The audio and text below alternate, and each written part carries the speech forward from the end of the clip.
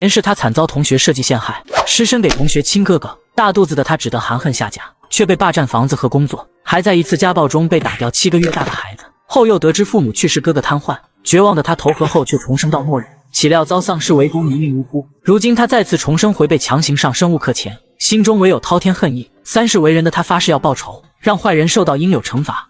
向东，你等会进去玩轻点，别给人家玩坏了，还指着他给你生孩子呢。妈，我知道的，嘿嘿嘿。说着，陶向东就着急忙慌地推门进屋子里办事去。此时江叔躺在陶家的床上，猛地睁开了眼。这渐渐的笑声，还有房间内的陈设，我又重生回来了，那个噩梦开始的房间，但这次绝不会让悲剧发生。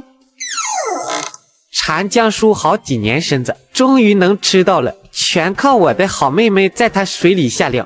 没错，是那个恶魔，可我从末日归来，还能被你欺负了，体内的囤物资空间还在，很好。等下生米煮成熟饭，你就是我的人了，看不上我又能如何？恶心你就是弯了之源，这一天我懂了3世，防狼电棒。江叔爆发心底的屈辱与不甘，将陶向东电翻在地，他眼中流露出的唯有快感。屋内动静却惊动到陶向东父母和妹妹，3人挤进去查看情况。向东你咋样？怎么好好的晕了？你个小贱蹄子，都是你搞的鬼对不对？下手可真狠。我狠，你们全员恶人，反倒说我狠，让你们尝尝我的神器。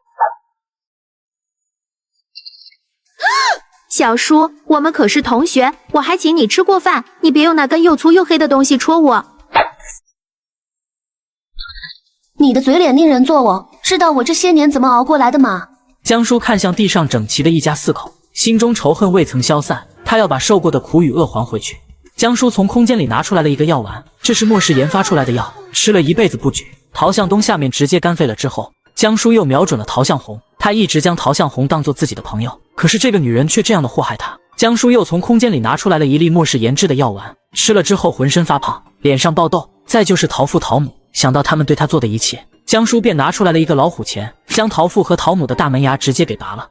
江叔做完这些后，还是觉得不解气，想起此时处在特殊年代，便从空间里拿出大量英语书，塞到陶家衣柜里，还伪造英文通敌书信让陶家人按手印，造成陶家是特务的假象。随后他离开陶家，在路上找热心小朋友去报案，而陶家人醒来后蒙圈了。他们怎么来了？流氓罪很大的。镇定点，我们又没做什么。再说打人的是江叔，2位同志说不定是进来讨水喝的。队长，收到了，屋里藏有大量英文书籍，还有一封信我看不懂。你们家通敌叛国，狗汉奸，将这些特务带走。同志，误会啊，我都不懂英文。同志，肯定搞错了，肯定是那个小贱蹄子陷害我们。可证据确凿，没人听他们解释。之后警察同志走访周围住户询问，均没人看到江叔，陶家4口便被带走了。而江叔看到这一幕，心中暗爽，接着回到居住的小院，挖着父母留下的东西，一共挖出4个箱子，1箱小金鱼，1箱珠宝，2箱古董。我父母被批斗下放农村前，就已经把东西藏好，可惜上一世便宜了陶家的人渣，而我重生回来绝不能让父母出意外，得下乡找他们去。收起4个箱子，江叔从空间里拿出灵泉水喝下几口，绝土的疲劳感全消。可是他想下乡得找人帮忙，便骑车去往单位。小叔，都快下班了你才来，是身体不舒服吗？半道打了几只疯狗。刘姐，记得你家有亲戚在知青办工作？是啊，怎么突然聊这个？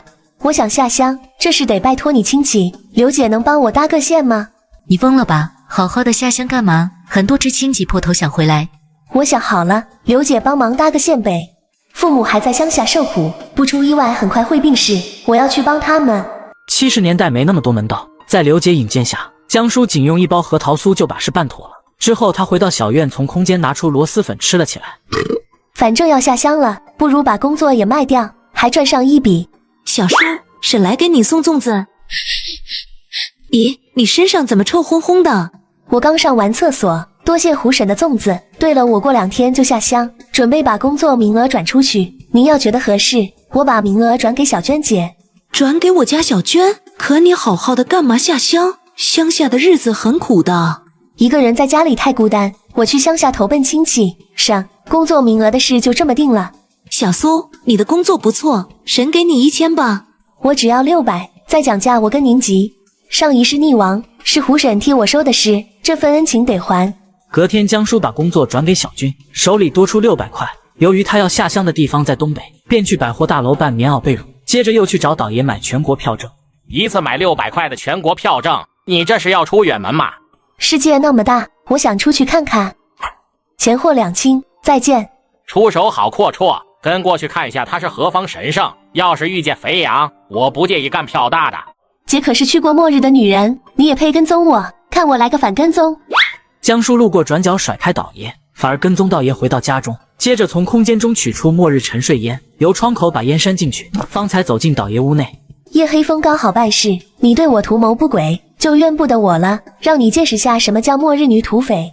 江叔在屋内薅羊毛，找到现金票证3万多，还用金属探测器找到地下10多箱珠宝古董，全被他吸入储物空间，最后施了符一曲。导爷醒后认为是对头干的，正筹备跟对方拼杀，而罪魁祸首江叔已到了警察局。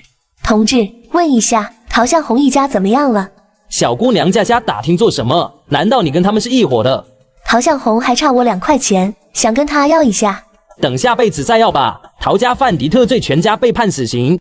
打下我的2颗药，不过这样也好，前一世的苦难与我再无瓜葛，今世要照顾好父母，愿他们长命百岁。江叔听到陶家人下场后放下了，接着他又准备好一些干肉食，便坐上了下乡的绿皮火车。含恨重生70年代，开局送丈夫全家出殡，大仇得报后下乡寻饱受苦难的父母，他要改变双亲惨死的下场。谁知在火车上遇见个公主病。你好，我想坐靠窗的位置，咱们换一下吧。不换。你这人真小气，不就让一下位置吗？为啥不能给我让？我们很熟吗？我认识你吗？麻烦你搞清楚，在外面没人惯着你。谁愿意将靠窗的座位让给我，我给他1块钱。同志，我的位置让给你坐。哼，看到没？你不让，有的是人让。跟我显摆什么呢？我空间里有末日带过来价值数亿的物资，搞得好像谁缺他1块钱似的。众知青做了简单的自我介绍，接着相互聊天熟络，到饭点则各自取出食物吃，而沈娇娇没带口粮，花高价买了一份红烧肉盒饭，吸引众知青羡慕的目光。那些粗粮啥的，人家可咽不下去，某些人不会是要饿着吧？江叔打开饭盒，刘姐做的饺子还是一如既往的香。白面饺子，猪肉馅。他家也挺富裕，这个饺子够吃2顿了。不好吃，火车上的东西就是不行，根本吃不下去。沈知青，你不吃能给我吃吗？省得浪费了。你愿意吃就吃呗，吃完记得把饭盒刷了。江叔看在眼里没说什么，这个年代吃不饱的人不少，更别说吃红烧肉了。而这时男知青齐文君上前搭讪：江知青，你好，吃颗水果糖吧。切，看到我吃饺子才过来主动搭讪，谢了，不用。沈知青，吃颗水果糖。好啊，谢谢齐知青。齐文君搭上沈娇娇，两人聊得熟络。江叔却从齐文君身上看到小白脸的影子，可影响不到他，力也懒得管。在1天2夜颠簸后，他们终于抵达目的地车站。我去，张梦、齐文君、沈娇娇，竟和我在一个生产队，往后乐子大了。红星生产队的知青来这边集合，看起来细皮嫩肉的，还有3个娇滴滴的女娃，这是送来了几个活祖宗。你咋这样的态度？我们是来支持农村建设的。蠢女人，脑子里装的怕不是豆腐渣，刚来就得罪村里人。本大队长还不稀罕接收你们，不乐意支援农村的自己买票回去，考虑好的上牛车跟我走。几个知青不敢多言，沈娇娇只得上牛车。反观江叔要聪明得多，深知人脉重要性的他跟宋宝田闲聊，岂料沈娇娇故意唱反调。江知青，你睁眼说瞎话，这里又穷又酸哪里好？我看你就该生在农村，和乡下泥腿子一样吃苦受累。说瞎话的人是你，没农村农民，咱们城里人吃啥喝啥。你瞧不起乡下人，以后别吃农民种的瓜果蔬菜。沈知青的话太过分了，不过这类人家里条件都不一般，老汉我还得罪不起。宋宝田无奈地赶着牛车，将知青们带到粮仓处，指着几个袋子介绍：每人10斤苞米面，5斤玉米面，20斤红薯，粮食大队预支给你们的，往后从公分里扣。大队长，咋都是粗粮？这是人能吃的吗？我们生产队的人都这么吃，难道我们不是人？凶人家干嘛？我又不是那个意思，可我真咽不下粗粮，花钱买细粮成吗？要20斤大米，10斤白面。车，把粮放上牛车，待会带你们去住处。很快，一行人便来到了几间土房前。还剩2间正房1间仓库，2个男知青住1间正房，剩下的看3个女知青怎么分。仓库黑布隆冬的好怕怕，还是跟人住一间吧。张梦看起来比较好使唤。张知青，咱俩住正屋好不好？家里不可能帮我，而我一个女孩怕干不过公分吃。沈娇娇钱多无脑，傍上她是不错的选择。那好，正屋有2张床，刚好够我们住。小江知青，仓库环境不好，要不你问下其他知青，去他们屋子里挤一下。没事，我独居习惯了，以后小仓库我一个人住。当然可以，我不会再安排人进去。另外放你们1天假去采购添置，记得后天上工。宋宝田简单安排道，接着几个知青各自进房间打扫，齐文君却摸进江叔的小仓库。江知青，要不我帮你打扫一下？我不需要帮忙，谁让你进我屋子的？赶紧给我出去！我只是想帮你，女知青打扫脏屋子太累。听不懂人话吗？再不滚别怪我不客气。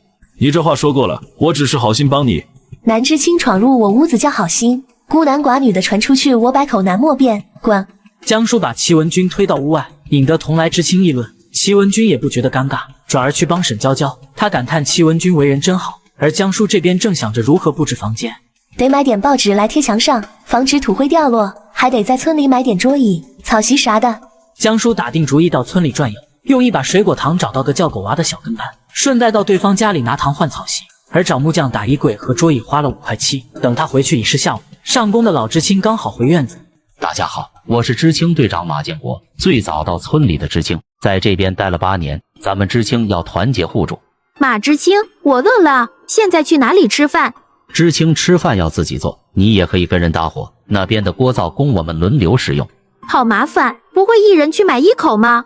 沈知青说教了，买锅需要工业券，整个知青点只有2位同志买到1口锅共用。不就工业券吗？张梦，我们明天去买口锅分出来吃，但你要负责做饭，到时我多出些粮食。好，听沈知青的。沈娇娇高调的做法令人不满，而江叔也有买锅单吃的想法，却没当众说出。接着马建国分配知青点工作，可沈娇娇连浇菜水都不愿意做，答应每月补贴知青点2块钱，引得部分知青心中不满，但他们只能向现实低头。吃饭了，这顿算我们欢迎新知青。野菜配玉米馍馍，乡下的条件确实艰苦。我爸妈被打成坏分子，说是住在牛棚，那又是过的什么日子？可我不能明目张胆的去找，否则帮不到父母，还会让自己栽进去。咱们就吃这个，没有肉吗？吃肉那是半年前的事了。沈知青，你尽快适应吧。玉米馍馍还是特意为你们蒸的，平时我们都喝稀玉米粥，你要瞧不上留给我们吃。冬梅，少说2句，适应需要时间。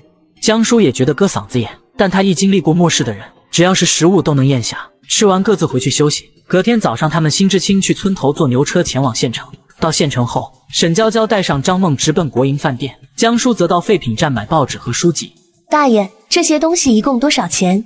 报纸1分钱1斤，书本2分钱1斤，总的给1块钱吧。比新书划算多了，给我下次需要再来买。好重的，你个女娃拎得动吗？没事，我力气大，该去供销社采购了。江叔没走出多远，听得吵闹声传来。有热闹看，是家庭纠纷吗？快放开我，我都不认识你们，抓着我干嘛？燕燕，娘知道你跟栓子吵架受了气，可家里孩子刚生下来2月，不能断奶呀。燕燕，对不起，我保证以后再也不跟你吵架，孩子不能没有娘。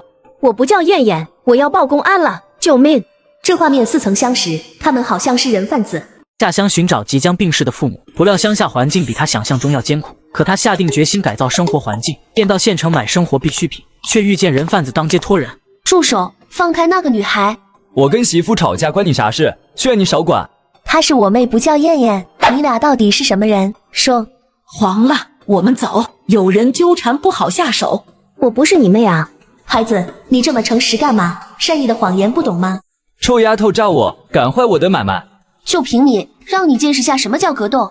江叔回想第2式的格斗技巧，再配合被林业略微强化过的身体，将2个人贩子打趴在地。接着公安来把人带走，被救的人上前感谢。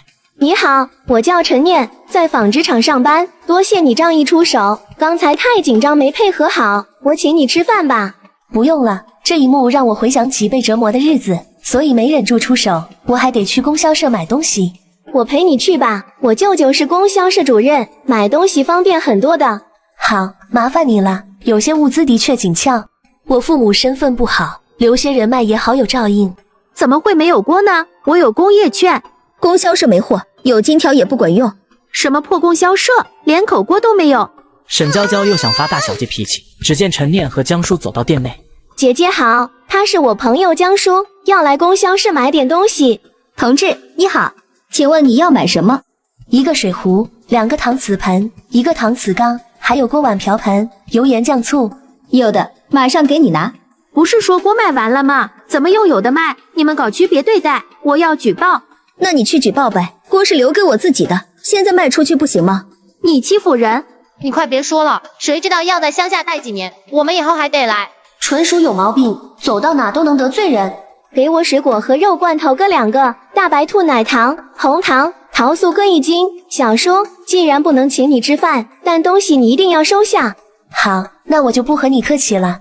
沈娇娇见状气红脸，随后江叔跟陈念道别，坐上牛车往回赶，而他的锅成了车上最亮的物品，不由得让几个老婶子八卦。江知青，你怎么买到锅的？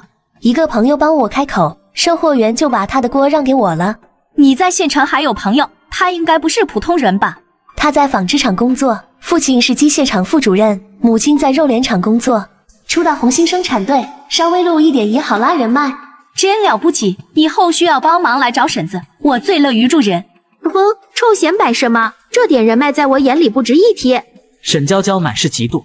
等牛车到了生产队，几个老婶子要帮江叔送东西回去，他全给婉拒了。回到住处的他拿个肉罐头给马建国。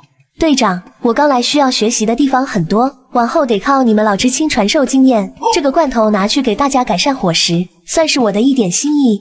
江知青，你这也太客气了，我代表全体老知青感谢你的心意。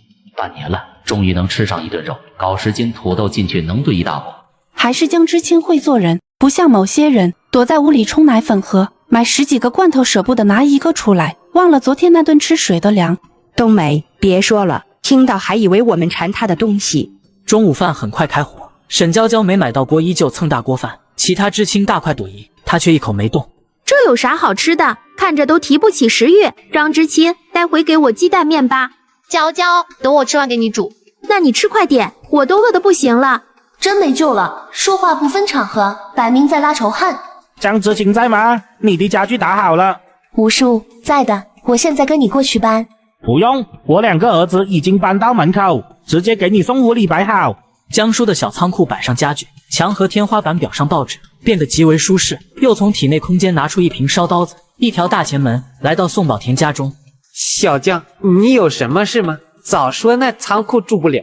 我住的挺舒适，刚才去县城买东西，想起大队长去火车站接我们也挺辛苦，给您带点东西过来。太贵重了，小江需要帮忙尽管开口，别跟叔不好意思。还真有，我刚买了口锅，想打个灶自己开火，想请宋叔找人帮我弄下，工钱我来出。谈什么工钱？让我家老大帮你修，1下午搞定，吹干后开灶就能用。宋叔，太感谢你了。随后宋卫民到江叔屋里，他熟练地在后墙开洞留作烟囱，又在一番操作后修好灶。宋同志，谢谢你，喝碗糖水歇息下。真甜，开洞的空缺部分我已由黄泥封好，你看一下还有哪要修的。没了，我挺满意的。那我回去了，记得泥巴干掉再开灶。灶修好，江叔的小屋随之布置完成，独自用一个灶让不少知青羡慕，而他放心不下的还是父母，于是敲定从侧面打听消息的方案。翌日清晨，宋宝田过来分配工作，江知青负责打一杯篓猪草，其他新来的知青男的跑地，女的拔杂草，老知青继续昨天的工作。江知青会做人，打猪草一般是老人和小孩的活。队长，我干不了农活，要不我每月补贴。不行，歪风邪气要不得，你们知青点的分工我不管，但生产队上工要按我分的来做，还有把你穿的布拉吉换了，田地活很脏很累。可我不会呀。不会可以学，我对新来的知青比较照顾，待会看到老知青的农活你们会明白。坚决服从大队长分工。你们要向江知青学习，服从安排，听指挥。宋宝田分完工匆匆离开，不想再搭理沈娇娇。众知青拿上农具出工，江叔则跟着村里小孩上山打猪草。被狗娃带到秘密据点。江姐姐，这里猪草多吧？就我一个人知道。狗娃子真厉害，姐姐昨天买的奶糖，哎，江姐姐真好，我带回去给奶奶吃，她活一把年纪还没吃过奶糖嘞。真懂事，多给你2颗，你也能吃。对了，那边山脚的破房子也住人吗？那是我们生产队的牛棚，除了养牛还住着几个坏分子，姐姐千万别去那边，和坏分子扯上关系要倒大霉的。爸妈，你们受苦了，我会想办法过去探望。重生回来的我要让你们长命百岁。他整理好心情后开始割猪草，可不得要领的他割得很慢，多亏狗娃帮他割了半背篓。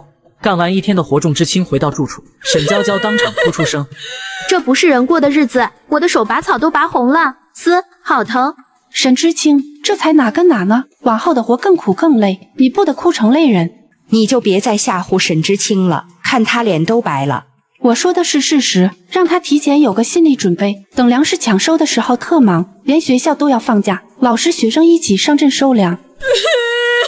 活不下去了。你还算好的，我手脚都磨出了血泡。沈知青，我哪有祖传的药膏，待会给你拿点擦下。姓齐的又开始了，他是铁了心想攀高枝，吃软饭。不过沈娇娇似乎很感动，见男傻女真般配。江叔听了半截回屋锁门，便躺在床上养精蓄锐。等到了夜里，他起身换上夜行衣，他裹得严实，连亲妈见了都认不出来。打败是夸张了点，爸妈被打成坏分子，我只能小心行事。江叔悄悄溜出屋门，而知青们忙碌1天后睡得很死，察觉不到细微动静。之后他走僻静小路到牛棚外。爸妈，我很快就能见到你们啦。重生70年代，放弃优越的工作和生活，下乡找到被打为坏分子的父母。当看到父母住在牛棚里，终是红了眼眶。牛棚破烂，漏风漏雨，夏天蚊虫多，还特别臭。爸妈住里面太难熬了。谁？爸，是我。小叔，你怎么在这里？文州，你又想小叔了，早点睡吧，明早起来还得铲牛粪。真的是小叔。爸妈，女儿好想你们。江叔跑过去抱住父母，一家3口不敢闹出太大动静，眼泪却是哗哗往下流。可白玉贤很快发现问题。小叔，你不是在京城吗？发生了什么事？没事啊，我特意下乡来找你们，如今是红星生产队知青。胡闹，说你什么好？乡下日子苦得很。反正现在回不去，你骂我也没用，实在生气打我2下好了。这孩子，爸舍不得，你为了我和玉贤下乡，我打心里感动。可我们被打成坏分子，哪怕你在红星生产队当知青，也要跟我们划清界限，不然会连累你的。爸，我懂。牛棚里的其他几人可靠吗？被打入牛棚的坏分子全是有原则的硬骨头，批斗时改口承认错误的人落不到这步田地。我给你们带了些食物，有猪肉罐头、水果罐头、新包装压缩干粮，外加10斤大米、10斤白面。江叔拿出不少食物，二老感动中带着担忧。白玉贤抹了把眼泪。小叔，够了，我们平时藏东西的坑不大，多了藏不下的。差点给忘了，还有桶像水一样的药，你们当水喝就行，能强体质，少疾病，记得一定要喝。好，妈记下了，会按你说的做。小叔，你赶紧走吧，以后尽量不要过来，我和你妈不想你有事。爸妈，照顾好自己。江叔不舍得离开，把食物和灵泉水交到父母手中。他觉得这一世父母不会早早逝去。回去的路上心情大好，回到院里却遇见企业的戚文君。江知青，你这是出门了吗？企业上厕所，不用跟你汇报吧？好巧，我刚要去，方便我进屋聊聊吗？聊你大爷！往后再敢招惹姑奶奶，老娘废了你的命根子！别那么野蛮，大家都是知青，会有很多共同话题的。臭流氓，还跟我蹬鼻子上脸，看我断子绝孙脚！江叔出脚踢翻戚文君，转身进屋关好门，想起对方猥琐的笑容，觉得一阵恶心。清晨照常上工，一大早，正在点名的宋宝田就在稻谷场大发雷霆。沈知青怎么没过来？他说昨天干太多农活，身上腰酸背痛起不来，要歇一歇。拔个草叫苦叫嘞，妥妥的资本家大小姐做派。你去把他喊过来，他要是敢不干，我罚他去扫猪圈。我是不想得罪他，可做人也不能太离谱，整个生产队的人都看着呢。随后宋宝田分配工作，江叔今天也要下地拔草。刚到地里便有人热情打招呼。小江知青，我叫宋艳红，宋宝田是我爹，来，我教你怎么拔杂草。谢谢艳红姐，拔草挺伤手的，送你副手套戴着拔。哦，稀罕物件，姐可舍不得，留着抬重东西的时候再带。两人开始拔草，可大方的江叔吸引到几个老婶子目光，立马有人跟他搭话。小江知青，你今年多大了？婶，你关心我多大干啥？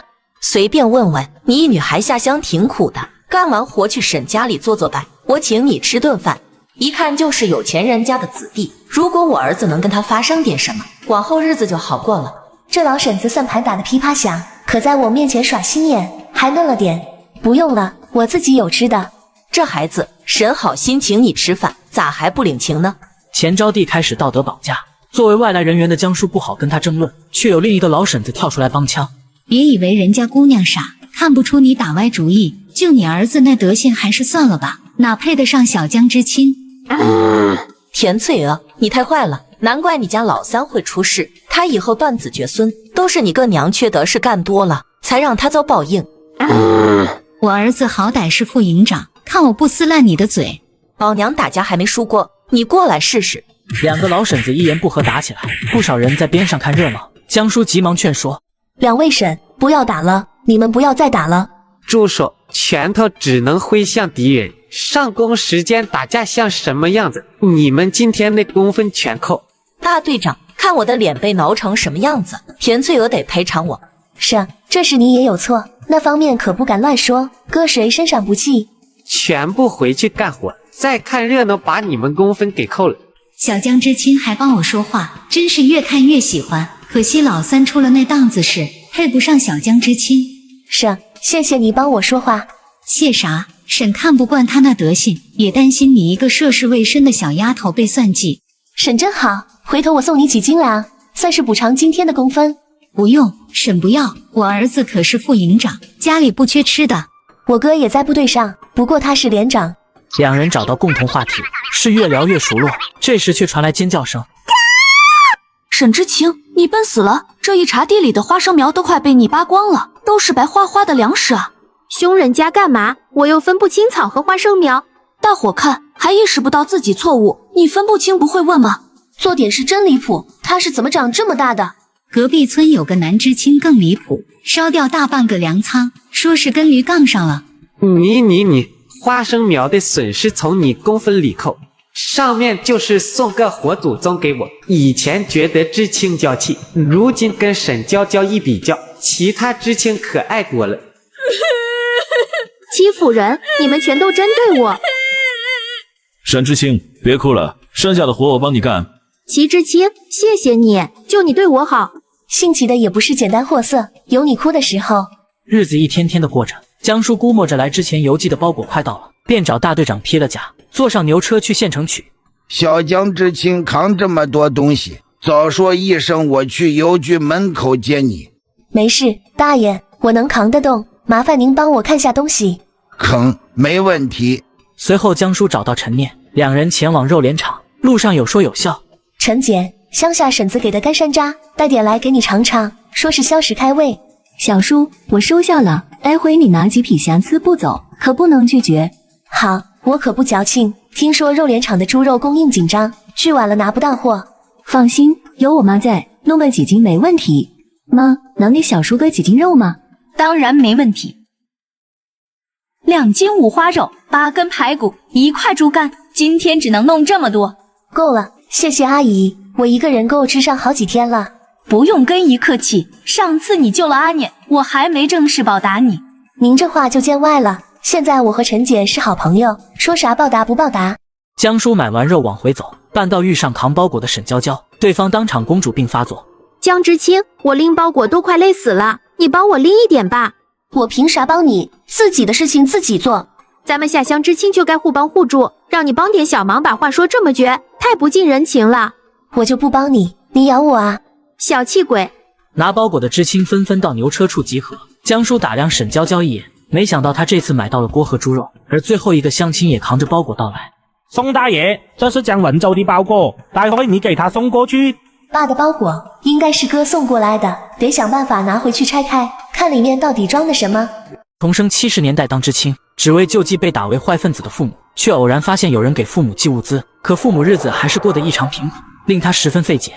到生产队了，拿好各自的东西，别过后又来找我要。机会来了，我拿走父亲的包裹，再把自己被褥、棉袄的包裹留下，最后宋大爷会把剩下的包裹拿给父亲，岂不美哉？江叔暗想的形式，顺手把父亲的包裹带回家，拆开后发现里面有2套棉衣，以及50块钱，一些军用票证，哥哥的照片。他看到后愣住了，估计哥哥不是第一次给父母寄钱和粮票，那为何他们还过得如此艰难？我得弄清楚，就说拿错包裹过去换回来。江叔快步来到牛棚，却见二流子王大治正在抢父亲的包裹。你个坏分子，赶紧松手，不然老子不客气了。我再坏也没你坏，每次都来抢我东西，你好歹给我留点啊！你个没觉悟的坏分子，活腻歪了，看老子不打死你！可恶，你个二流子！江叔见父亲挨打，怒从心中起，冲过去把王大治踹飞。你个抢劫犯才是坏分子，骨子里坏透了。小叔好大的力气，真担心他惹上麻烦，可我又没法与他说话。你为了坏分子打我，我要到大队长那告状，你和他们是一伙人。你去啊，抢劫犯还有理了，告到警察叔叔那，你得蹲大牢。而我是在剔除生产队里的臭虫。好，你等着，敢跟我对着干，你完蛋了。你没机会用那些下流招数，走，跟我去见大队长。江叔拖着王大治往田里走，对方无法挣脱他的怪力。随后两人来到田间地头。小江知青，是不是王大治欺负你了？大队长，这个知青打我，他维护坏分子，把他抓起来改造。小江知青看起来挺文静的，能把王大治打成这个熊样？是这个人倒打一耙，我刚才不小心拿错包裹，打开才发现写着江文洲的名字，便去牛棚准备还回来，结果看到王大治在抢别人东西，我想红星生产队哪能容下这颗老鼠屎，就给他讲了几句道理。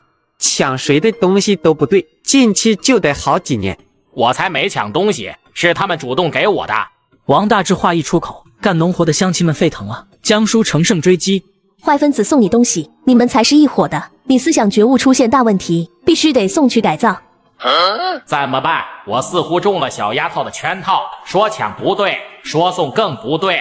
大队长，害群之马不送公安，会坏了我们红星生产队的名声。我也想把他剔除，可他舅舅在公社是有1号的，还不好招惹。小江知青，王大治确实做的不对，不过你也没啥损失，晚上开个批评大会，让王大治自我检讨一下。江叔听出宋宝田的意思，打算把这事给接过去，他心中自是不爽，可没法忤逆大队长。而这时2个公安到来。江叔同志，我们又见面了。黄局长，是需要我配合调查吗？不，上次你帮我们抓获2个人贩子，昨天正式结案，我是特意过来送锦旗感谢的。见义勇为，青年楷模，黄局长太抬举我了。江知青受得起，另外还有50块钱和100斤粮票奖励，算是奖金。作为人民群众的一员，对付坏分子是我的责任，奖金就给需要他们的人，我捐给咱们红星生产队助力生产。我空间里几个亿的物资，这3瓜粮早不如拿来做人情。江叔做出捐献决定后，当即受到乡亲们一致表扬。还是江叔知青思想觉悟高啊！咱们生产队能有江知青，是全体队员的荣幸。50块说捐就捐，我发自心里佩服。江同志，往后有苦难随时来找我们公安，我们一定鼎力相助。黄局长，他抢劫，坏分子自然有人会惩罚，但抢谁的东西都不行，人民财产不容侵犯。随后黄志明到牛棚处问话，得到相应口供，接着将王大治带走，这让宋宝田很高兴。这个生产队毒瘤偷鸡摸狗拔大蒜，抓得好，公安直接来生产队拿人，他舅舅就赖不到我头上了。真羡慕江知青，他跟乡亲们彻底打成一片了。羡慕也没用，江知青抓的可是歹徒，我遇到那种情况估计会吓尿。老知青们羡慕到不行。随后宋宝田亲自请江叔到家里吃饭，这在整个红星生产队都是极为少见的。等他回到住处，却听见有人嚼舌根。又要上工了，凭啥大队长给江叔批1天假，给我们只批半天？沈知青不用心理不平衡，现在江知青是红星生产队的大功臣，大队长肯定要厚待。娇娇，你的活我帮你干了，你歇着就行。沈知青，你对象对你真好。你们可别乱说，我还没答应齐知青处对象呢。就你这豆腐脑，哪架得住齐文君的糖衣炮弹？江叔把他当个乐子看，接着动手剁肉和面，将2斤肉全给做成肉包子。等蒸好后，他一连吃下4个。他又把猪肝1分为2，再拿上一些包子，分别给宋宝田和田翠娥送去。娘，白面包子，我先吃一个尝尝味。一共就10个包子，家里有9口人，什么时候轮到你先吃？把家里人叫出来分着吃。我去叫行了吧？这防我跟防贼一样，至于吗？跟小江知青没法比，他人漂亮，干活打架厉害，厨艺一绝，娶回家当儿媳多好。可惜老三下面出了问题。江叔这边已吃饱，在养精蓄锐，等夜深后便穿上夜行衣前往牛棚，再次给父母送物资。小叔，你来了，白天的事我可一直揪着心，下次可不能乱来。爸，我心里有数，哥不是第一次给你们寄包裹了吧？小燕每隔几个月都会送包裹过来，可王大志每次都来抢，而我们是坏分子，都没地方申冤。可恶的王大志，上世若不是他抢我爸妈的东西，二老也不会病逝在冬天，他就是罪魁祸首。等他从牢里出来，定让他付出更惨痛的代价。小叔，你怎么了？爸，我没事，尝尝我亲手做的肉包子，可好吃了。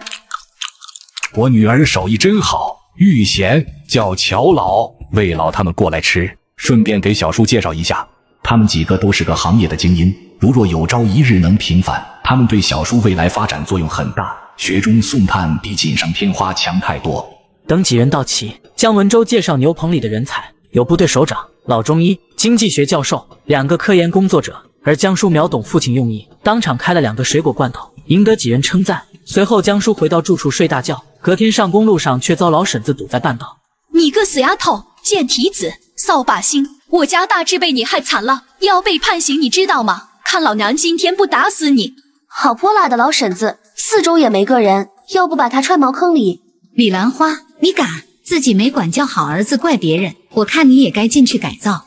你胳膊肘往外拐，赶紧滚开，别多管闲事，不然老娘连你一起收拾。我可不怕你，谁都不能欺负小江知青。小江知青，快来帮忙啊！婶子，我来帮你。哈！知青打人了，打死人了！你竟然敢打我头！江叔顺势倒在地上，一动也不动。你还个人先告状，玩赢的谁怕谁？看我讹不死你！什么情况？那我该怎么办？重生70年代当知青，把抢父母东西的混混送去彩虹刃击，对方泼辣的母亲半道来堵他，几人言语相激动了手，他立马躺地上装死。李兰花，你杀人了！你拿砖头砸小江知青的头，这下把人砸死了吧？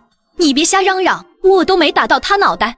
我亲眼看见的，你还不承认？最好祈祷小江知青没事，不然你要填命。这死丫头肯定是装的，她想讹人。李兰花心里慌的一批，争吵声引来宋宝田和不少乡亲，看到江叔躺地上都怒了。田婶子，你下手咋那么重？小江知青被你打到不会动了。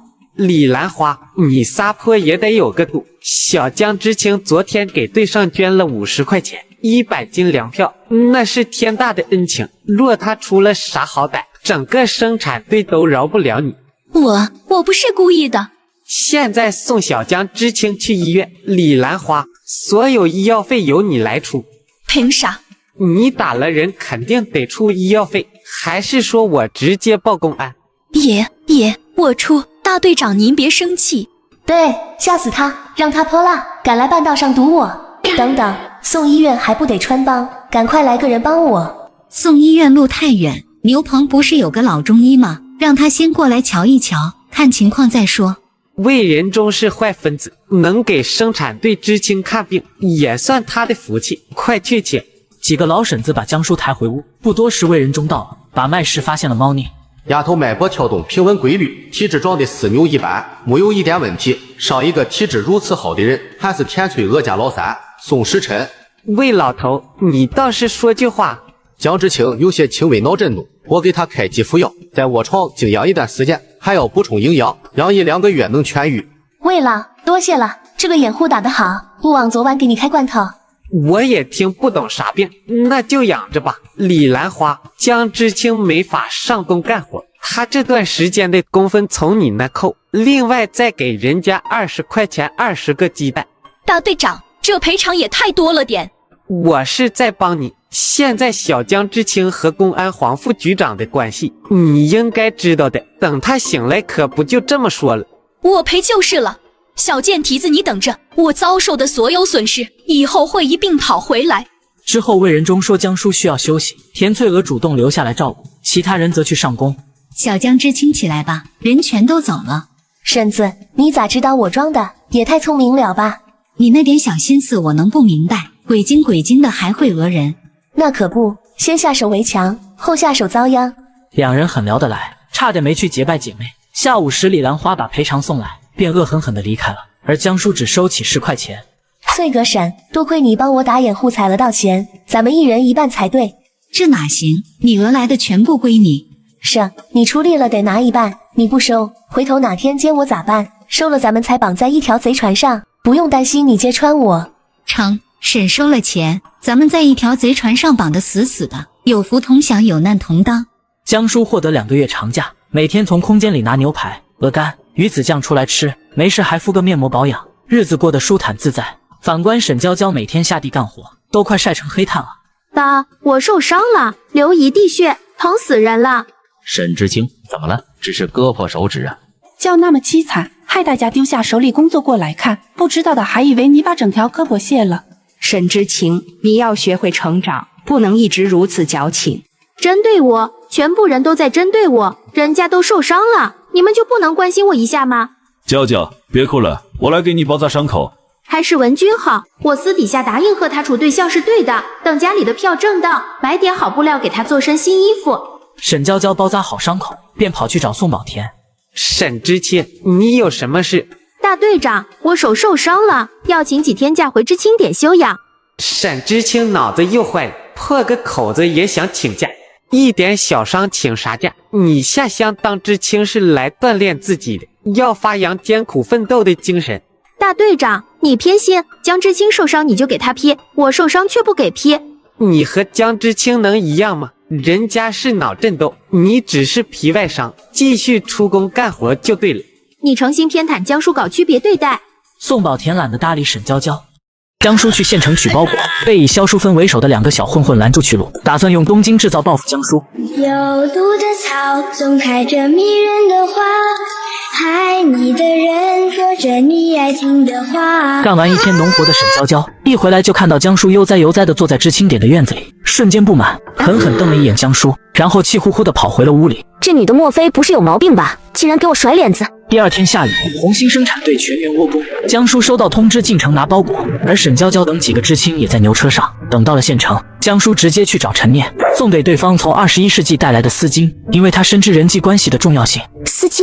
听朋友说好贵重的，在市里百货大楼都是紧俏货，这怎么好意思收？陈姐，你别跟我客气，这是亲戚从京城寄来的，我下乡跑土没机会带，正好有2条，你和沈一人1条。那我收下了，走，找我妈去，让她给你多弄点肉。好，这几天挺馋肉的。妈，这是小叔给咱俩送的丝巾，是京市的高级货，你看这丝巾够漂亮的吧？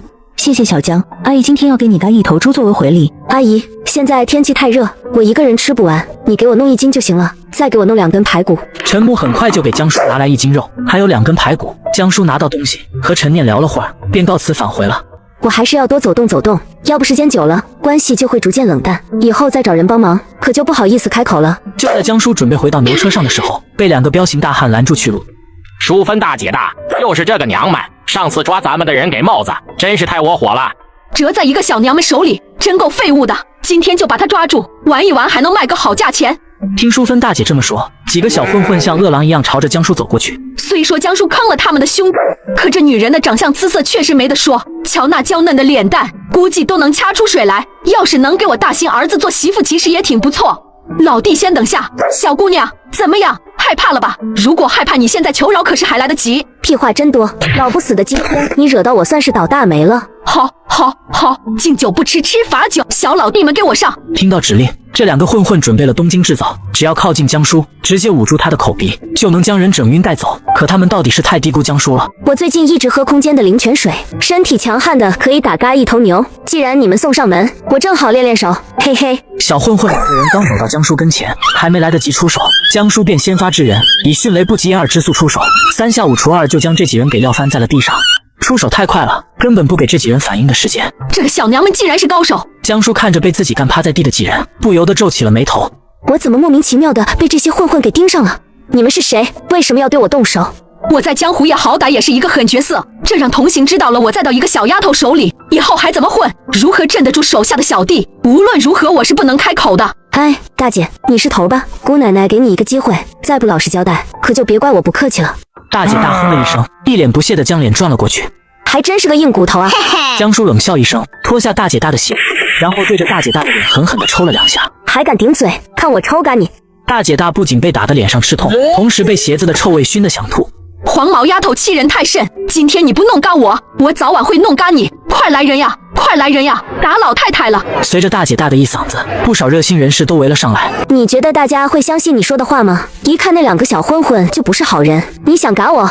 不好意思了，你没机会了，因为我这就送你去帽子局了。姑奶奶撬不开你的嘴，相信帽子同志肯定能撬开。麻烦谁帮我报一下帽子？我抓到了几个不法分子。见大姐大几人看起来凶神恶煞的，确实不像好人，立马就有热心群众帮忙报公安去了。此时的人群中，回乡探亲的宋时琛和许建设正目睹这一切，两人差点没惊掉下巴。宋副营长，这姑娘身手真牛掰，估计我都不是她对手。身手确实不错，这姑娘身手好，长得也很漂亮，就是有点太凶了，感觉不好招惹啊。其实女人凶一点也无妨，谁规定女人就必须柔情似水呢？两人讨论间，黄志明戴帽子赶到，看见江叔不免心头一惊。小江知青，你又抓到坏人了。对，黄局长，这些人想暗算我，我觉得他们肯定不是好人。江叔说着，将方才的具体情况说了一遍。黄志明了解清楚情况后，准备带这几人回局子里盘查。抓人的时候，忽然发现了大姐大的脸很眼熟，这个人好像是饭团伙头目萧淑芬，通缉令还贴我办公室呢。如果这人真是人贩团伙的头目，那我们先帽子就破获了一桩大案件，到时候上头很可能大力表扬我们局子。小江知青，谢谢你这次又帮我们帽子抓获了坏分子，这些人贩子可恶至极，若是将整个团伙连根剿灭了，能拯救多少妇女孩子啊！此时黄同志无比佩服江叔，小丫头身手真是了不得，上次我就见识过了，这次真没想到她又凭一己之力抓住了3个恶汉。那个黄局长，你要是真心感谢我，回头再上我们红星生产队给我发一面锦旗。我这个人有点虚荣，就喜欢别人称我为人民英雄。称，这是应该的，打击坏分子的是值得宣扬。随后黄志明将大姐大几人直接带走了，江叔随即拎起自己的东西朝牛车的方向走去。这女人真有意思。沈副营长，你家是不是就住在红星生产队啊？那姑娘好像就是红星生产队的知青，你认识她吗？我从来没有见过江叔。走，陪我去供销社买点东西，这么就再回家一趟，不能空着手。此时的江叔已经到了牛车这边，坐车的人就只有沈娇娇和齐文斌还没到。乡亲们看到江叔手里的肉都露出羡慕的表情，不过大家对江叔的羡慕很快就被转移，因为此时沈娇娇骑着一辆自行车朝牛车这边赶了过来。该有，沈知青，你这是买了自行车了？对，我买了一辆自行车。沈知青，你的家庭条件真是太好了，自行车都能买得起。这算什么？我父母还有小轿车呢。啥样的家庭啊，还有小轿车？难怪沈娇娇那么娇气，原来出自富贵人家。齐文斌听说沈娇娇家里还有小轿车，一时间也是激动万分。我现在傍上了沈娇娇，往后做了沈家女婿，靠着沈家的关系，还愁没好日子过吗？我来是通知宋大爷的，不用等我了，我有了自行车，自己骑车回去就行。上集，沈娇娇骑着28单杠自行车嘚瑟回乡，没想到一个没注意，直接掉进了泥潭。娇娇，娇娇，快来人呀！有人掉进泥潭里面了！听见齐文军的呼喊，驴车上的人赶紧跑过去救人。就在那里，娇娇就在那里。江叔扒开灌木丛，探着身子往下看，的确，泥潭里正在挣扎的是沈娇娇。怎么办？怎么办？娇娇快沉下去了！闭上你的狗嘴，吵死了！谁带了绳子？小江知青，我这里有根绳子。行，你们退后。随后江叔一甩绳子，绳子正好套在了沈娇娇的脖子上。大家一起往上拉。小江同志，把绳子套在小沈脖子上，不会溜坏了吧？没关系，他的命硬，一时半会嘎不了。就这样，在大家齐心协力下，终于把沈娇娇从泥潭中拉出来了。还有气，还有气！我先回去找人，你们不要动这丫头。小齐知青你留下，剩下的跟我回去找人。宋大爷驾着驴车飞快地朝着山下村里跑去，江叔垂着头等着宋大爷找人来。突然，齐文军大喊了一声：“野猪！野猪！小江同志，野猪来了！”齐文军本来想跑的，但是看到沈娇娇躺在地上，开始犹豫起来，但是腿却不由得哆嗦了起来。带着沈娇娇先走，跑得越快越好。野猪我来处理。齐文军也不带犹豫的，因为此刻他真的害怕了，扛起沈娇娇就躲在了草丛中。江叔深吸一口气，双腿一沉，等着野猪的攻击。野猪一跃而起，张开恐怖的獠牙，冲着江叔就飞奔过来。江叔不躲不闪，一个转身就骑在了野猪身上。江叔死死攥住野猪的獠牙，任凭他如何挣扎扭甩，都甩不脱他的手。随后，江叔从空间掏出一块石头，狠狠地朝着野猪头上砸去。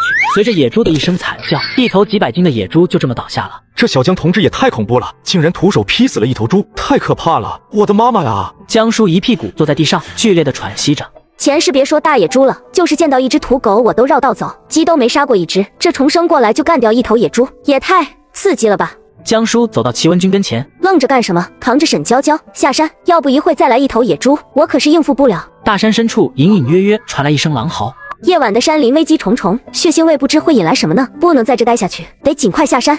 江叔看了一眼地上的野猪，又看了看吓得尿裤子的齐文君，惋惜地叹了口气。回到知青点，齐文君把上山遇到野猪的事情绘声绘色地描述了一遍给马建国，而且重点夸了自己多么的勇敢。为了保护小江知青和沈知青，我当时都豁出老命来了。当时我哐哐一砖头就把野猪干倒了。江叔听见齐文君的话，白眼简直翻到天上了。真他娘晦气！爸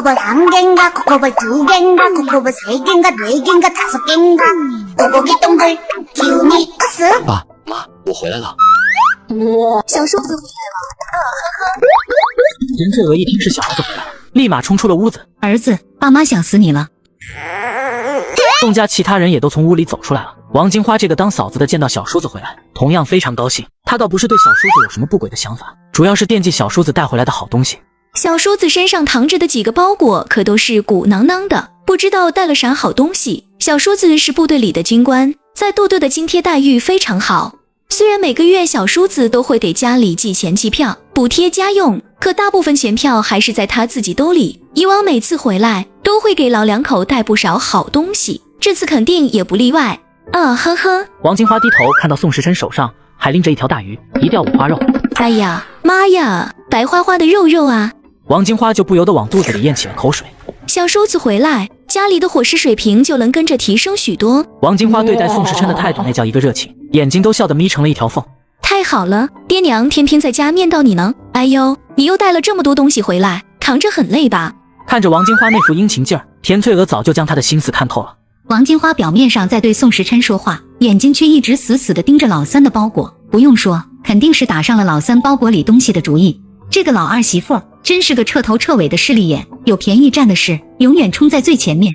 家里但凡搞到点好东西，她都一定要占一份。老三带回来的东西是孝顺我们老两口的，凭啥让王金花占了去？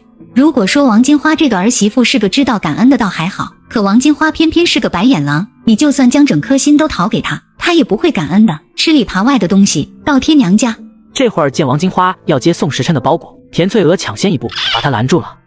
不用你费心，老三的包裹自己送回屋就行。你这么关心你小叔子，还不赶快给他端杯凉茶过来？这会儿天气这么热，走了一路，老三肯定渴了。田翠娥说着，偷偷给宋时琛使了一个眼色。宋时琛立马心领神会，将包裹送进了房间，不给王金花接触的机会。婆婆竟然把我当贼一样防着，气死我了！王金花不情不愿地去到厨房，给宋时琛泡了一杯凉茶。老三媳妇，收拾完一会去河边把全家衣服洗了，听到没有？宋时琛，不要想着癞蛤蟆想吃天鹅肉，我是不可能嫁给你的。你不要想着去我家提亲，我知道你那方面有问题，娶不上媳妇。而我也算咱们村的村花，你们家肯定有娶我的心思，但是从小定的娃娃亲不能作数的，那都是封建思想。宋时琛一脸懵逼，刚回到家还没来得及休息，就被这个女的叫出来了，心中怒火中烧。这时候江叔正拿着凉茶去田翠娥家吃饭，不巧碰到了这一幕，吓得赶紧躲到了树后面。打，你想干什么？不要过来！你再过来，我会跳起来打你膝盖的。虽然你长得人模人样的，但是我有底线，不会妥协的。你是谁？你说什么？你叫什么名字？你竟然不知道我的名字！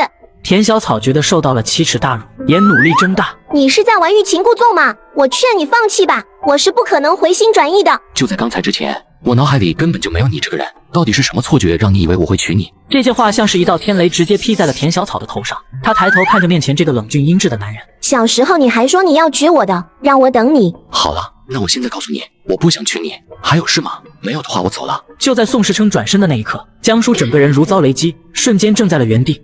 是他。上一世江叔死后灵魂在外飘荡，可能是因为执念太深，来到了父母身边。父母是被下放过来的，死了之后直接被扔在了乱葬岗，都不能入土为安。江叔守在父母的身边彻夜哭泣，可是那时候只有魂体的他，并不能为父母做什么。在最绝望的时刻，江叔看到一个男人来到乱葬岗，帮他父母收了尸，还给他们挖坟埋葬了。那一刻，江叔就认定这个男人是他最大的恩人，若是有来生，他一定会竭尽全力报答他。没想到真遇到了这人，这个男人原来叫宋时琛呀，名字真好听。宋时琛走后，江叔从树后面出来，看到田小草因为生气正在地上挣扎，脸色已经变得青紫，脸上的青筋暴起，显然已经快要缺氧晕厥。要是田小草嘎了，那就是犯法，那我以后怎么报答我的恩人？江叔啪啪2巴掌打在田小草身上，把凉茶直接泼到了他脸上，然后开始掐他人中。田小草好久才缓了过来，眼泪刷刷的往下掉。宋时琛刚才想嘎了我，小江之青你看到了吧？我要告他，我要让他身败名裂，你到时候替我作证。江叔嘎嘎一乐，去你的，告你个头！我可没看见，我有事先走了，你赶紧收拾收拾回家吧。很快江叔来到了田翠娥家，就看见站在门口的宋时成。这不是今天说是淑芬大姐大的那个人吗？小江知青，进屋坐。田翠娥见江叔犯花痴般的盯着自家儿子，就猜测他肯定是被儿子的外貌给吸引住了。我家老三确实长得好看，哪个不喜欢相貌英俊的帅小伙？如果搁在以前，我肯定会毫不犹豫撮合两人。但是我家老三那方面出了问题，可不能把人家往火坑推。小江知青，这是我家老三宋时琛。难怪婶今天这么开心，原来是儿子回来了。老三，这姑娘是小江知青，她的大名叫江疏，和大队里别的知青不一样。小江知青可有本事了。你好，我早就听婶儿提过你了，你是军人，是人民的英雄。好了，小江知青，饭菜还没做好，我去接着忙活。婶子，我跟你一起去吧，我也露两手。这个男人我是看上了，可是眼神太冷淡了，看来我得好好刷刷存在感了。你是客人，怎么能用着你呢？你快休息吧，老二媳妇，饭赶紧的做。好嘞，婆婆真是偏心到她老祖宗家里了。宋时琛这边在外面劈柴，江叔就站在旁边看着。不一会，宋时琛就汗如雨下。江叔知道自己的表现机会来了，拿着一碗凉茶就送了过去。渴了吧？喝碗凉茶。宋时琛看着盈盈一笑的小知青，只觉得一阵心神迷离，情不自禁的滚动喉结。本来这丫头就生得好看，现在又冲我这样笑，真跟会勾魂的狐狸一样，勾得我心痒痒。你放心，这水我没有喝过，碗也是干净的。谢谢，我只是走神了，没有嫌弃你的意思。这男人真是秀色可餐呀！这小知青的眼神怎么像老虎？江叔在田翠娥家吃完饭，已经晚上了。哎呦，天都黑了，小江知青自己回去可不安全。是呢，婶子，我自己一个人好怕怕。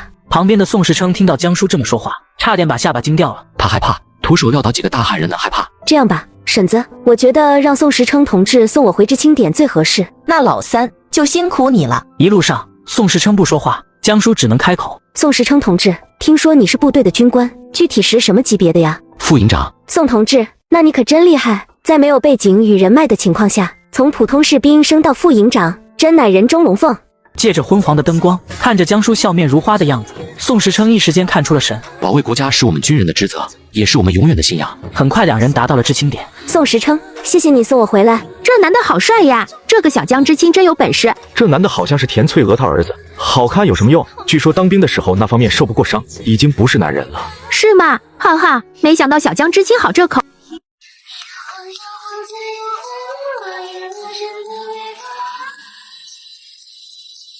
通知！红星生产队今天全体放假1天。趁着休息日，好多小知青结伴上山打猎。江叔本来没有兴趣，但听到消息说宋时琛也去了，瞬间来了兴趣。这不就是为我创造偶遇的机会吗？正好上山搞点菌子和野味，送去给田婶子。随后江叔背着背篓上山了，突然草丛窜出一只野鸡。命这么好的吗？江叔害怕惊动野鸡，抬起脚慢慢的落下，可是他还是小瞧了野鸡的警惕性。江叔的脚刚踩到地上，野鸡拍了2下翅膀就飞走了。沈娇娇听到声音走了过来，视线就看到一只野鸡飞走了。哎呦，小江知青，你真厉害，上山就看见野鸡了。江叔没有搭理沈娇娇，继续往山里面走去。眼前出现了一片鲜艳的菌子，鲜艳的菌子有毒。江叔避开，挑选了一些常见的菌子，采完后一回头看见了刚才跑掉的野鸡，直愣愣地站在他的后面。江叔见野鸡没有动，拿起旁边的一块石头朝着野鸡的头上砸过去。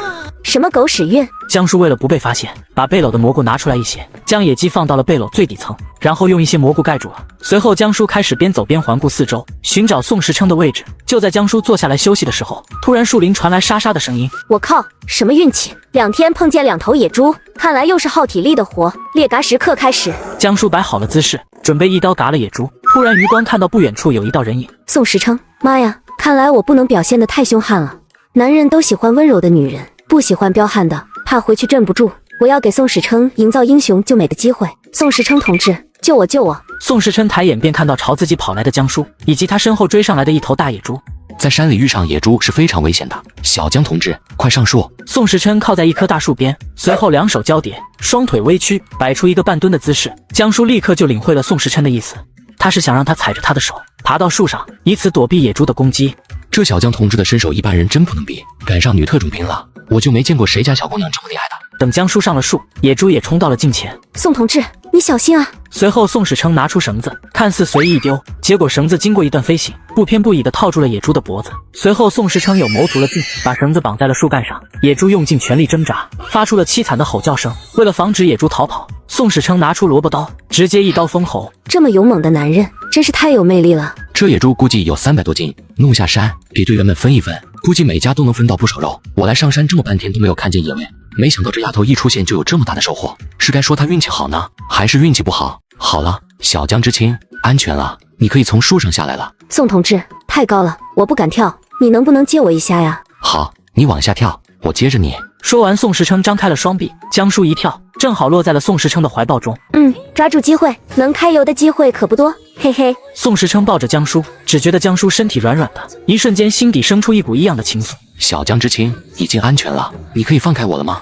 宋同志，我刚刚跳下来扭着脚了，好疼，你背我回去。真的？哎呦呦，疼死我了！随后，宋史称背起江叔，大步朝山下走去。送完江叔，宋时称去找了大队长。宋宝田一听有野猪吃，笑得合不拢嘴。现在正是农活最累的时节，队员们干的活重，又吃不到啥好东西，所以这段时间大队里的人都叫苦不迭。若是能分到点猪肉，吃些欢欣的东西，大家肯定都会非常高兴。宋时琛打到的这套野猪，对于我们红星生产队来说，无疑是一场及时雨。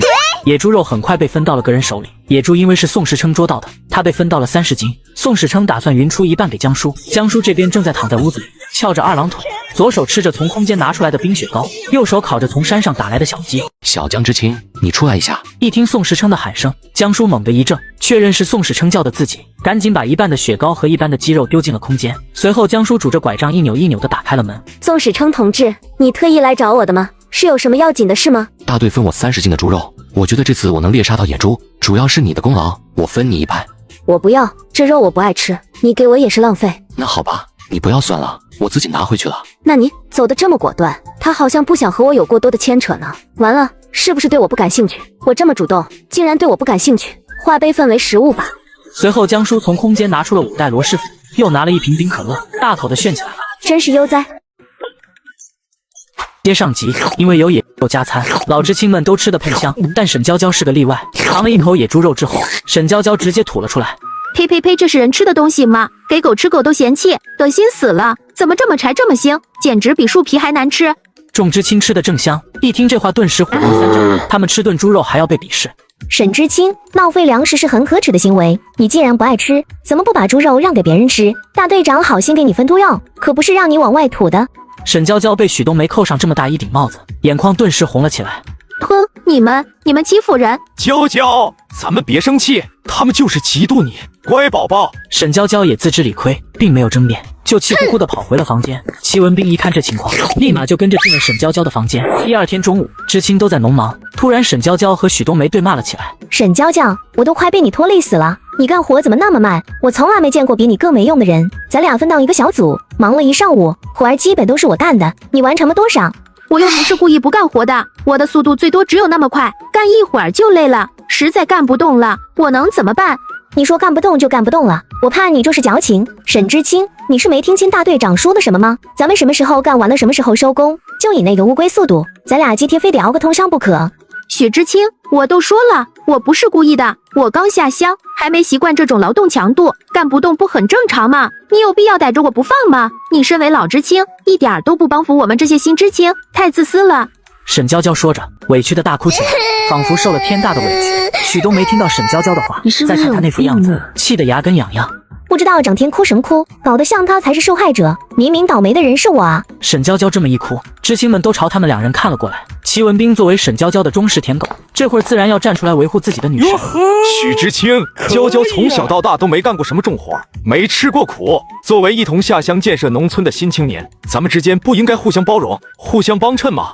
齐知青，刀子不落在你身上，你是不知道疼呀。既然如此，那就换你去和沈知青一起干活，好不好？你要是同意换，我保证不会再骂沈知青一句。听到许冬梅的话，齐文斌忍不住身子一颤，打了个激灵。沈娇娇什么样的德行，他比谁都清楚。在干活方面，沈娇娇确实是废物。哎呦，齐知青，你不是心疼你的宝贝娇娇吗？怎么这会儿又不想和她同甘共苦了？难道你对沈知青表现出的心疼与体贴都是装的？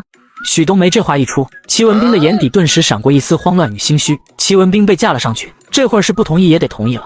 换，我愿意换我和娇娇一组，你满意了吧？文斌，谢谢你，你对我真好，这里只有你是我的依靠。齐文斌扯起嘴角，装出一副非常深情的样子，冲沈娇娇柔声道：娇娇，你说这些干啥？我是你对象，我不对你好，还能对谁好？你放心，我肯定不会像许知清那么苛责你。你干不动的活儿，我来帮你干。江叔在旁边默默地看了一场热闹。齐文斌还真是个有魄力的舔狗，难怪能把沈娇娇搞到手。不过我可没有闲工夫搭理他们两个。随后江叔回知青点煮了饮凉茶，悠哉地去田翠娥一家。江叔过去的时候，田翠娥一家人还没回来，宋时琛在家。此时的宋时琛刚劈完柴，累得一身汗，用旁边的一桶水。哎呀妈呀，这是什么福利？这个宋时琛1.8米多的身高，绝对称得上高大。因为当兵经常训练的缘故，身上的肌肉真的很健硕。啧，这身材是真有料，不愧是我看上的男人，太带劲了。江叔越看越心痒难耐，忍不住用舌头舔了舔嘴唇，快把他馋坏了。而此时的宋时琛警觉到有一道炙热的目光在盯着他，他敏锐地转头朝门口看了过去，抬眼便看到了江叔。两人视线相撞时，江叔有一丢丢心虚，宋时琛被江叔搞得有点不知所措，钻进了屋里。片刻之后，便换好了衣服，从屋里走了出来。小江知青，你来我家有事吗？我是来感谢你的，煮了点凉茶送给你。举手之劳，我娘他们还没回来，你先进屋坐一会儿吧，晚饭就在我家吃吧。这时候当然不能跟他客气，这可是增进感情的好机会啊。江叔就像在自己家一样随意，找个板凳就坐了下来，还翘起了二郎腿。这时候王金花拿着一条鱼出来准备炖了，抬眼就看到江叔的坐姿。这个小江知青还真不见外，太放得开了。很快田翠娥一家拿着锄头回来，看见坐在院子的江叔，瞬间喜上眉梢。田翠娥想着还是要提前告知江叔他们家老三的情况。小江知青，你真是个好姑娘，婶儿都想让你给我当儿媳妇了，可惜婶儿没有这个福气。我家老大老二都结婚了，至于老三，外在条件是不错，可是那方面有问题，婶儿可不想让你嫁给他守活寡。婶儿，这有啥？这结婚过日子的女人就图男人有没有本事，对他好不好，那方面的事不重要。小江知青，你年纪小还不懂这些事，这金窝银窝都不如被窝里有个肉虎的男人。等你以后年纪大了，经历的多了，你就懂了。气死我了！好不容易吃上一顿细糠，没想到这个小江知青又来了。大嘎你这条死咸鱼！连你也欺负我！你这个挨尖刀的！王金花此时正在舔舐嘴角，回味着红糖水的滋味。宋时琛看到这一幕，不悦地蹙眉，随后对王金花提醒道：嫂子，这红糖水是我特意给人家小江泡的，你怎么给喝了？三弟，你对小江知青可真好，都给人家泡上红糖水了。我是你二嫂，可从来没见你给我泡过，你是不是对人家小江知青有意思啊？江叔一听王金花这话，立马来了劲，眸子里冒着金光。莫不是宋时琛对我也有意思？宋时琛见江叔的眸子发亮，身子突然一颤。小江知青不会误会了吧？二嫂，小江知青是客人，招待客人当然不能太寒碜。我给客人准备的红糖水，你给喝了，于情于理，这就是你的不对。三弟，二嫂喝都喝了，你说我做的不对，那我现在该怎么办？喝进肚子里的水总不能吐出来吧？我是你二嫂，不就喝了你一碗红糖水吗？至于这么斤斤计较吗？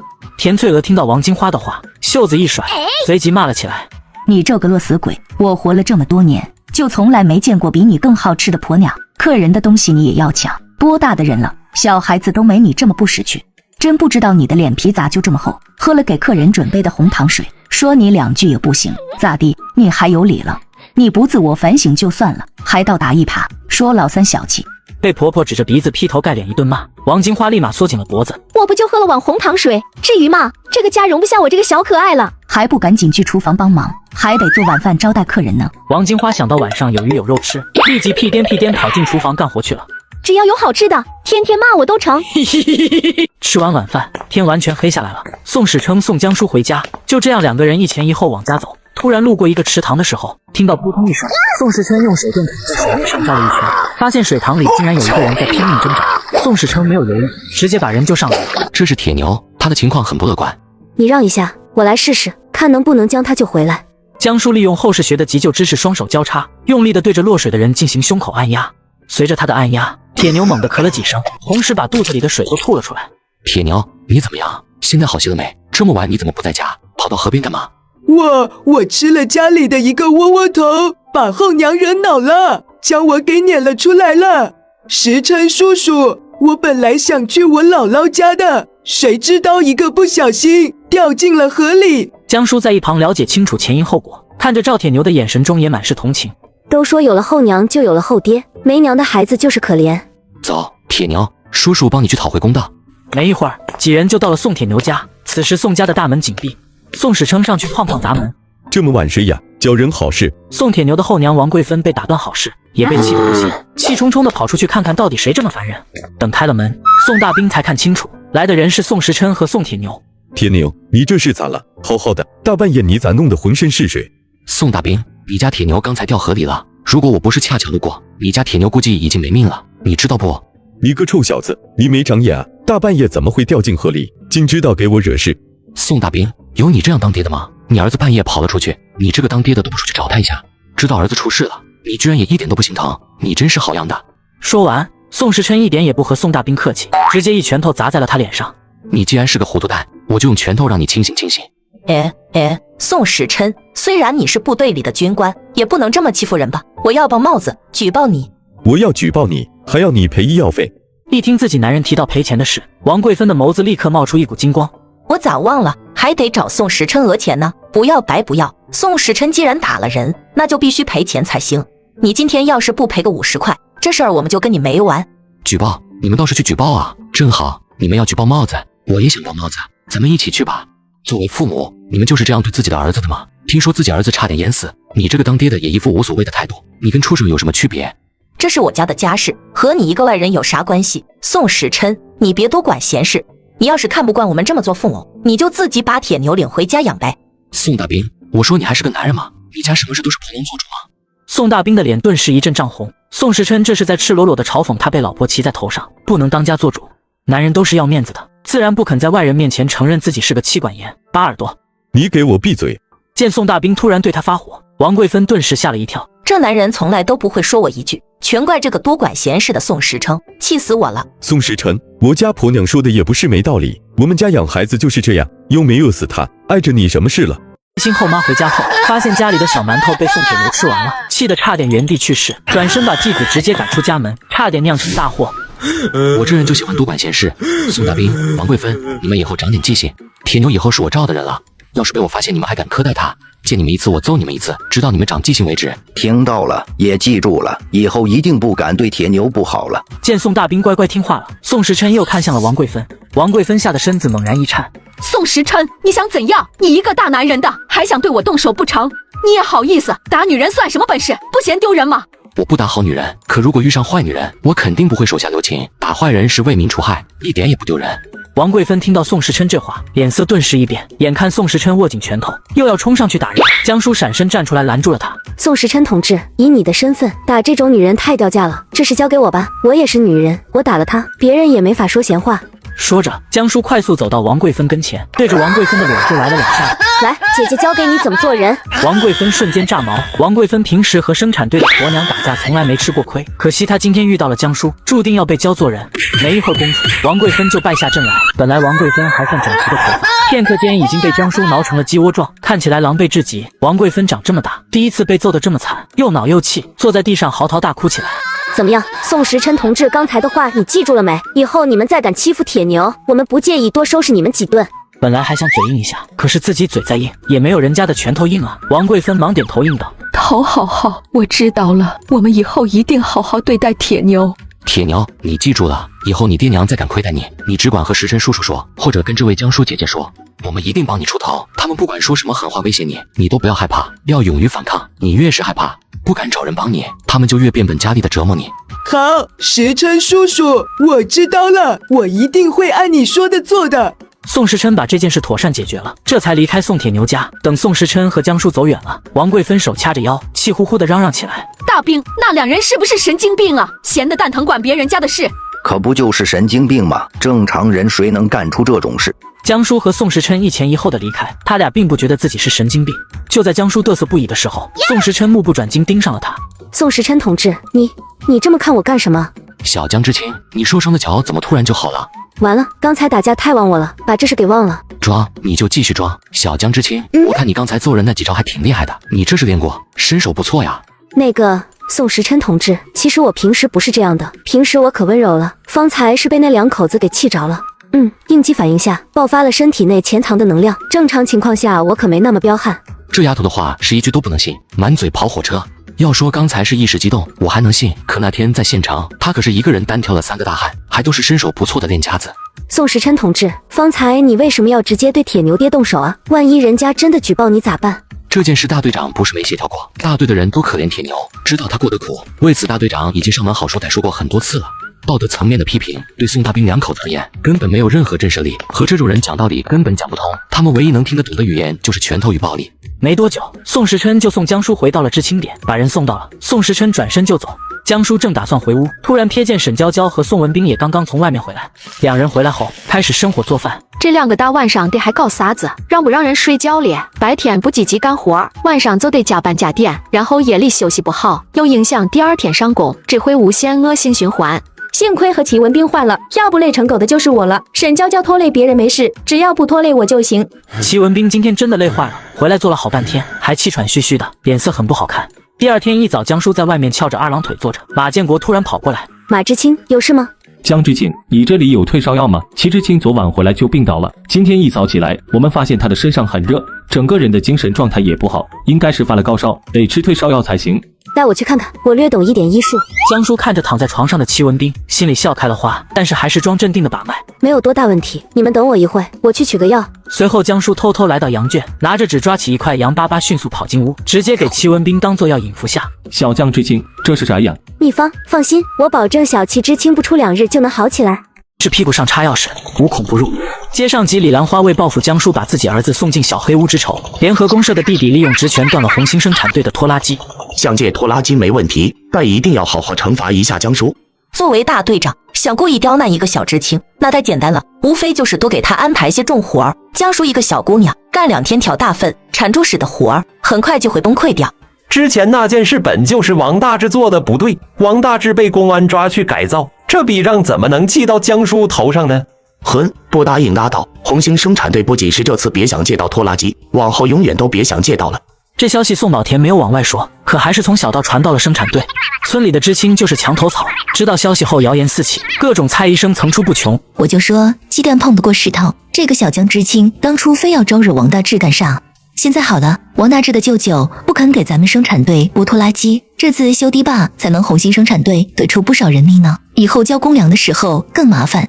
是啊，有些事非要较真干嘛呢？那丫头到底是太年轻了，做事不计后果。他还觉得自己牛逼哄哄呢，现在好了，把咱们都连累进去了。那些下乡的知青们就喜欢折腾幺蛾子，没一个是省心的。墙头草随风倒，有好处的时候一个劲夸你，带来祸患时一个劲损你。那个王大志做了违法的事，小江知青把他送给公安处置，哪里做错了？这种货还不给关起来，还留在生产队当菩萨工吗？咱们谁不知道王大志坏，但他就是不好招惹啊。人家舅舅随便找个由头就不给咱们生产队拨拖拉机，得罪了他有啥好处？现在好了，咱们跟着一起受连累，公粮交的不及时，等年底评选先进集体的时候，咱们生产队肯定是没份了。王大志舅舅公报私仇，故意不补给咱们生产队拖拉机，你们不骂他那个混蛋干部，反倒是怪起了小江知青，还真是柿子专挑软的捏啊！谁敢欺负小江知青，先过我田翠娥这关。田翠娥在生产队是出了名的彪悍，不好惹。他这么一嚷嚷，还真没人再敢当他的面说江叔的不是。刚把我儿子送进去，哼，江叔一个没权没势的小知青，还想跟我们斗？等着吧，迟早将这个不知天高地厚的贱丫头给治得服服帖帖。很快这件事自然也传到了江叔耳中。既然王大志的舅舅不肯拨给我们拖拉机，那我就去给生产队借辆货车。陈父是城里机械厂的副主任，听说机械厂是县城最大、效益最好的厂子，我平常维护的关系终于能派上用场了。江叔找到宋宝田，大队长，公社修堤坝大概什么时候开始啊？小江知青，你问这个做什么？明天下午。大概需要几天？大概3天。大队长，借不到拖拉机，咱们生产队出一辆货车，可以不？宋宝田愣了一下，拖拉机都没有，还想要货车？要是有货车肯定更好，咱们生产队就一点力都不用出了，而且记的功劳还肯定比其他生产队高。可是哪里弄货车去？大队长，我应该能给咱们红星生产队寄来一辆货车。等我弄来了货车，咱们的队员就不用去修堤坝了，都全力以赴去掰玉米。小江知青，货车哪里是那么好弄的？只有县城的那些大厂里才有货车。江叔啊，叔知道你心里着急，想帮生产队解决问题，不过凡事不能勉强，我再去想想办法吧。江叔淡淡的笑了笑，没再和宋宝田多做解释。他准备下午就去县城找陈父，争取明天上午就让机械厂那边将货车送来。见江叔找宋宝田好像在密谋着什么，李兰花悄悄跟了过来，想偷听这两人在计划什么。没想到一来就听到江叔说要给生产队借货车。有些人吹牛都不打草稿，拖拉机都借不到，还借货车呢？真当货车是地里的烂白菜，说借就借的。这丫头真是越来越狂了，什么牛皮都敢吹，估计是因为之前得了公安送的锦旗，就飘了，真把自己当客算了。李兰花故意嚷嚷得很大声，就是想让江叔当众出丑。果不其然，大家在听到李兰花的嚷嚷之后，都朝这边凑了过来。见队员们你一句我一句的嘲讽江叔不自量力，李兰花的心情大好。你就这么笃定我借不到货车？要是我借到了呢？李兰花，要不咱们就此事打个赌呗？你敢不敢？我要是能借到货车给咱们生产队救急，到时候你就帮大队挑1个月大份。要是我借不到，我来挑1个月大份。打赌就打赌，谁怕谁啊？好，我借不到，我挑1个月大份。我借到了，你挑1个月大份。咱俩立帖为证，再请大队长给咱们做个见证。小江知青，我觉得打赌就算了吧，没必要。大队长，这可不行，赌注是江知青自己开的，我和他已经达成了赌约。咱们做人得讲诚信，说出去的话不能反悔。不是你说让他不赌了，我和他的赌约就作废了。大队长，您就给做个见证吧，我都已经说好了，肯定不能食言。小丫头到底是太年轻，太容易冲动了。她那小身子骨，让她去挑1个月大份，这不是开玩笑吗？估计2天就要累趴下。既然拦不住，就只能随江叔去了，祈祷他自求多福吧。田翠娥是之后才知晓的这件事，知道以后也不禁替江叔犯愁起来，准备找宋史成商量商量。